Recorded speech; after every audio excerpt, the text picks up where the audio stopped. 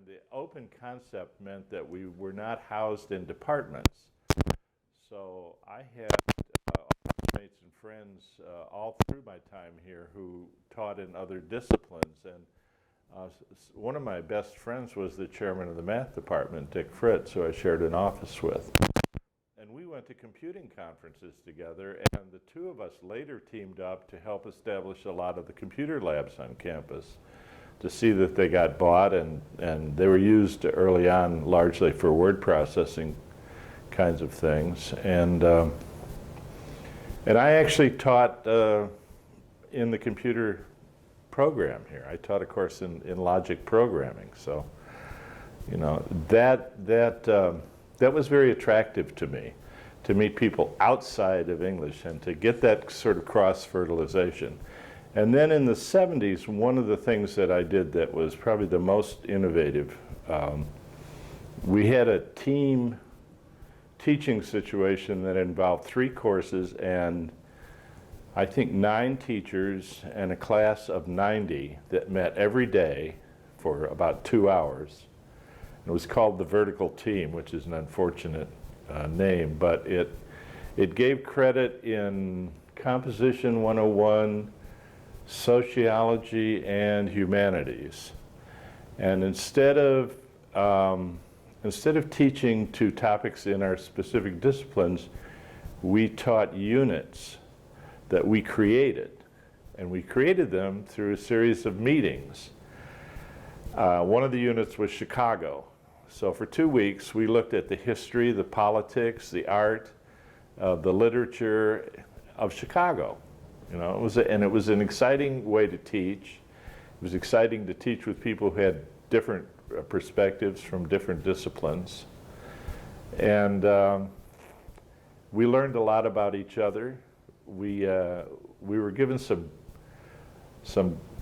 courseworks in how to conduct a meeting, and in what group dynamics are all about, and how to really conduct a meeting, not just to have one of those meetings with a gavel where you get votes done and so on, but to have a meeting where people's feelings are important, where the process of communication was important, where people would stop the meeting if they wanted to talk about some issue that they thought the group was avoiding.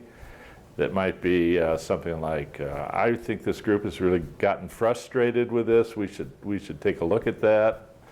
So this was not the usual kind of meeting that I was used to. And under those conditions, when you're trying to create education with a group of other people, you get to know them pretty well.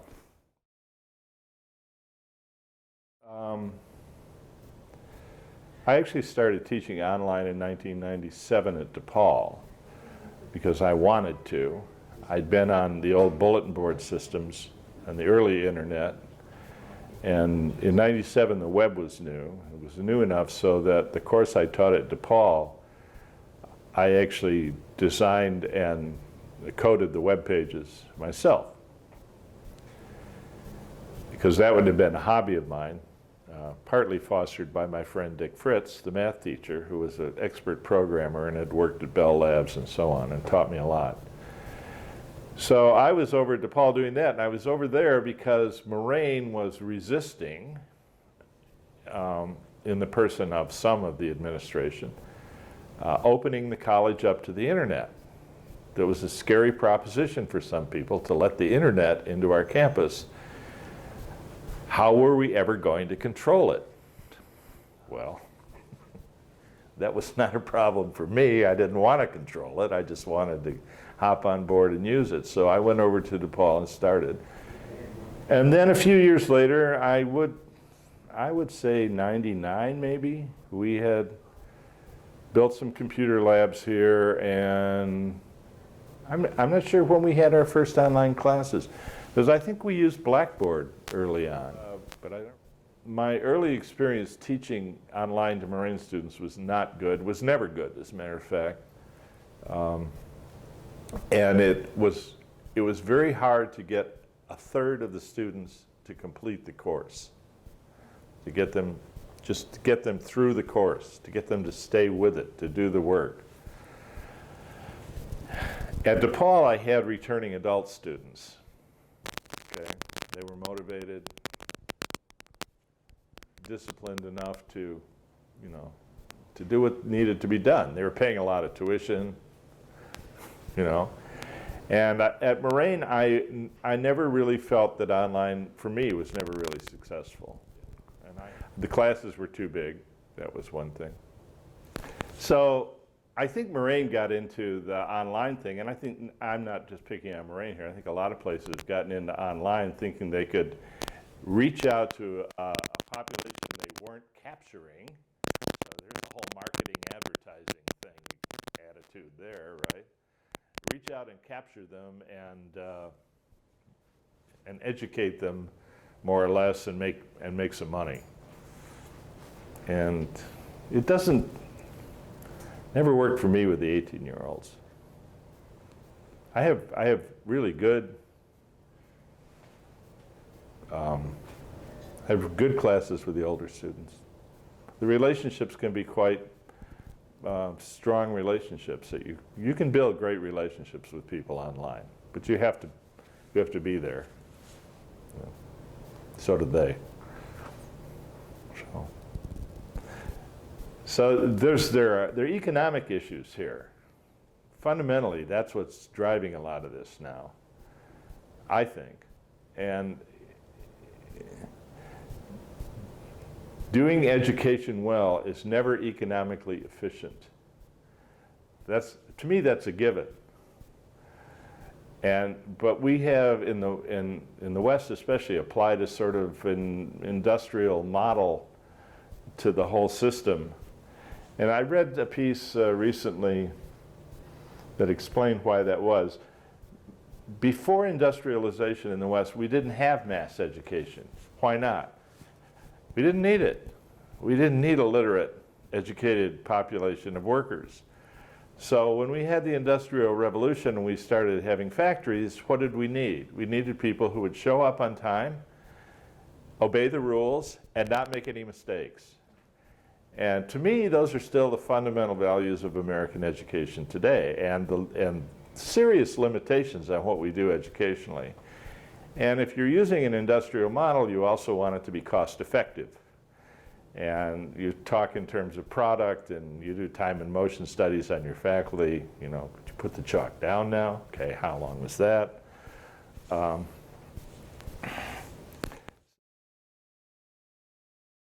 Yeah, that was an interesting experience.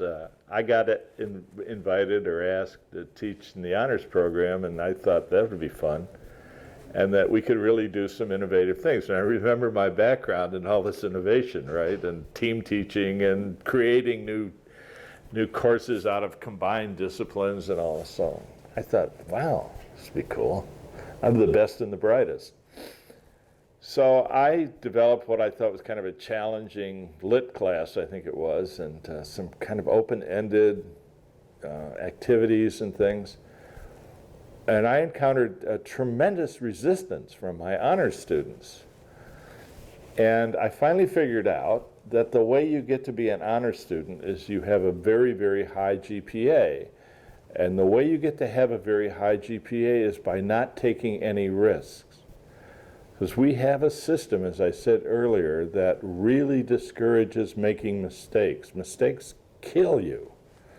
So a mistake for an honors student is an A- on anything.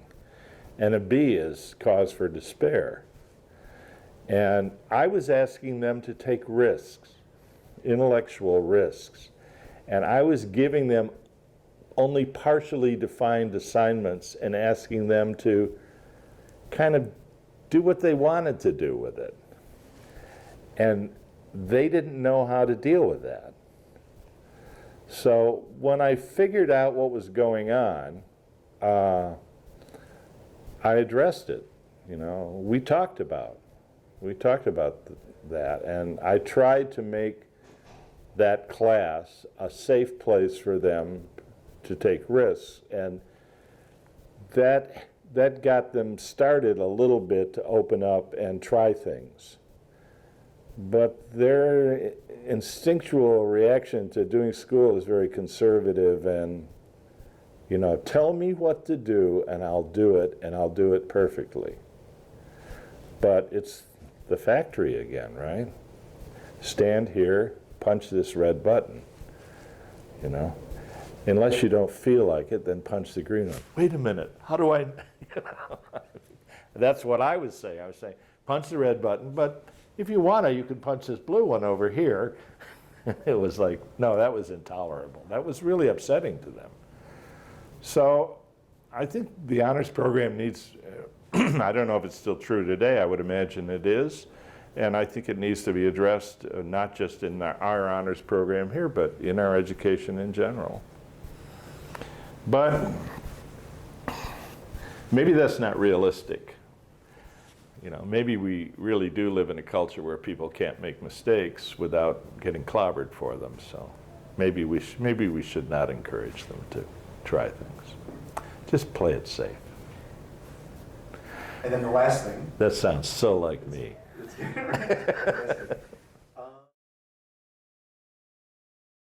Pat McCaig started the Writing Center.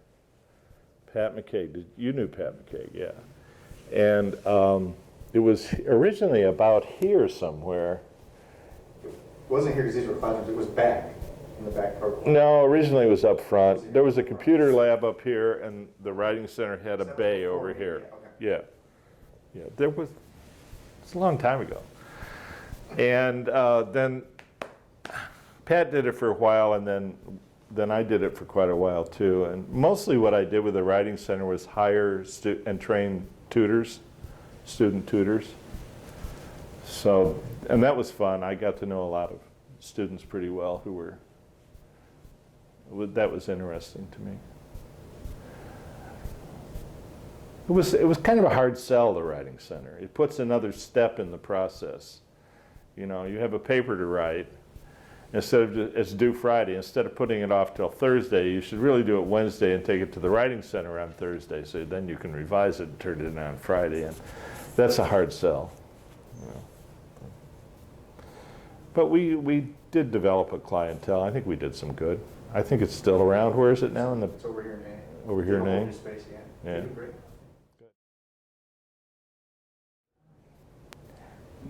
Yeah, I think be open to the opportunities that are here for you and to the people that are here. And if you're going to teach anywhere, it's process, not content that's important. Teaching is a process. And, you know, I used to have colleagues who would lament that students who'd done poorly on an exam, and they would say, I don't understand it, I covered everything. It's like, well, something was missing in the process somewhere, right? It's just obvious, but there is, ultimately, I think if you're going to be an educator, there is a personal connection that you can't shy away from. You know, you have to be open to that personal connection with your students. They're real people, right? And not just a personal connection or passion for your subject matter. Which, you know, in the final analysis, the subject matter is outdated every 5 minutes anyway. If you read the news on the internet, or any of the novels of William Gibson. I read a lot of poetry. I have an MFA in poetry, and when I came back to teaching, I discovered that I could either write poems or teach, but I probably couldn't do both. So I am part of that very, very small and elite group of educated readers of poetry. There are by far many, many more people trying to write poetry than there are people who read it. And I am one of the few who can actually read poetry. So it's true. You know, you go to any bar on a Friday night and people will stand up and recite poetry at the drop of a hat. But how many people want to sit and listen to it? Especially that stuff. But so I think people should read more poetry. I really do. There's a wonderful poem by Robert Bly. It's very short. I'm going to recite it. You can't stop me. But it's a poem, the more I think about it, the more it reveals to me, and it's so very simple and short. And the poem is, I can't remember the title. Suddenly I see, with such clear eyes, a white flake of snow that has just fallen in the horse's mane. And if you can see the white flake of snow, then that's what poetry can bring to you. But you can't see ambition in that way. So that's, for me, the essential dichotomy is that poetry is in the world of things, in that concrete world, not in that abstract world of politics and slogans and advertising and other forces of evil. Not to put too fine a point on it.